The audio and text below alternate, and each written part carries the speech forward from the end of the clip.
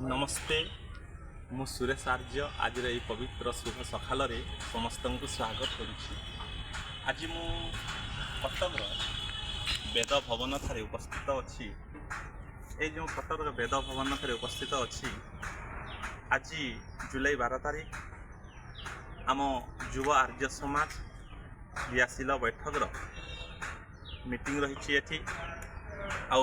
Meeting मुख्य सानिध्यदाता पंडित वीरेंद्र कुमार पंडा जी सानिध्य द्वारा युव आर्य समाज क्रियाशील बैठक मीटिंगटा बैठकटा रखा जाइछि।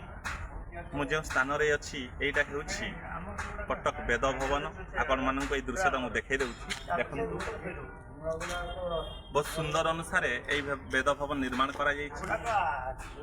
आसंतु आमे भीतर को जिबा। मुंडा काट देउछि किंतु स्वामी श्रद्धानंद सरस्वती निजे जाई जामा मस्जिद रे निजे गायत्री मंत्र पाठ पढ़ी प्रवचन आरंभ कले। डाकिथिले से असंभव कोन तम पे असंभव हो। तम झील को भल बड़ केमी मिल खुजु खुजु खुजु खुजु बुढ़ा हम मिले तुम असंभव हो किंतु समाज भल बड़ मिल तमें डाकिले हम असंभव कौन दुनिया किसी असंभव किसी नहीं। दुनिया असंभव 1200 वर्ष कहले 1200 वर्ष 90 वर्ष पर सफलता मिले ना नहीं।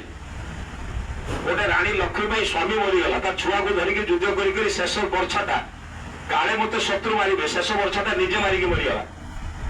असंभव किसी अच्छी।